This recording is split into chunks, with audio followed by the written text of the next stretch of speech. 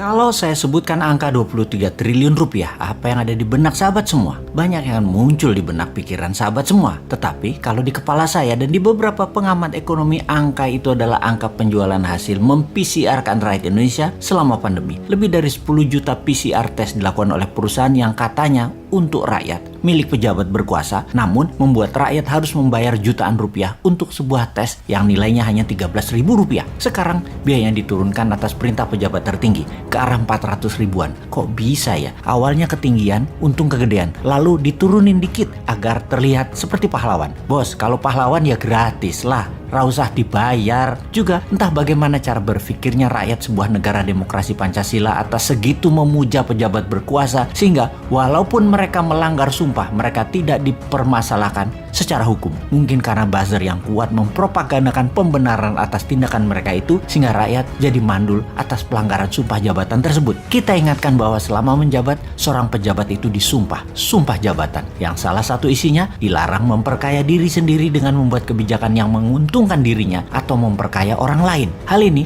sekarang dilakukan oleh orang di sekeliling penguasa yang baik, yang jujur, yang rendah hati pilihan rakyat tersebut, namun membiarkan banyak penyalahgunaan jabatan oleh orang-orang di sekelilingnya. Ini bukan kita loh yang mengatakan, ini dikatakan dengan tegas berkali-kali oleh Profesor Mahfud MD.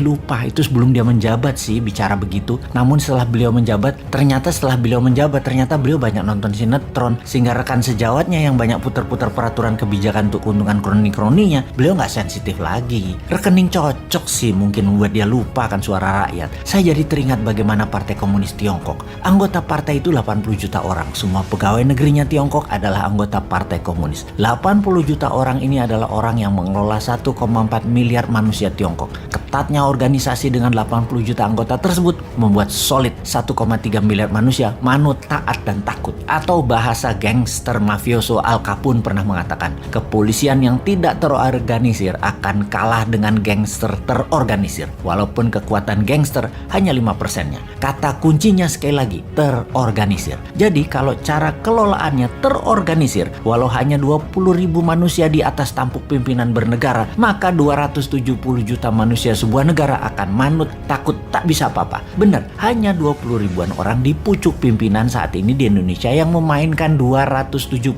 juta manusia Indonesia yang swargo nunut neroko katut, atau digiring ke sorga ya ikut, digiring ke neraka ya ke bawah. 20 ribuan manusia itu siapa saja? Puncuk pimpinan tertinggi pemerintahan dan para menteri dan para pejabat eselon 1 departemen ke departemen lainnya plus BUMN, nggak ada 2 ribuan orang. Militer dan kepolisian tidak lebih 100 orang yang berbintang 3 dan berbintang 4. Anggota DPR dan elitis parpol sampai DPRD tidak sampai 10 ribuan orang. Pemerintah daerah, gubernur, bupati, wali kota beserta jajaran tinggi Pemda, nggak ada 3 ribuan orang. Di seluruh jabatan publik posisi elitnya tidak sampai 3 ribuan orang. Sekali lagi, hanya 20 ribuan pejabat pengambil keputusan yang mempengaruhi 270 juta manusia Indonesia. Mau dibuat pinter rakyatnya, mentalnya mau jadi kuat, manusianya menjadi produktif, atau mau dibuat rakyat Indonesia ini menjadi malas, manut, takut, atau mau dibuat menjadi negara yang ditakuti dunia, dihormati, menjadi negara kaya, menjadi negara superpower militernya, menjadi negara yang mendominasi laut, ya hanya 20 ribuan orang ini saja yang bekerja.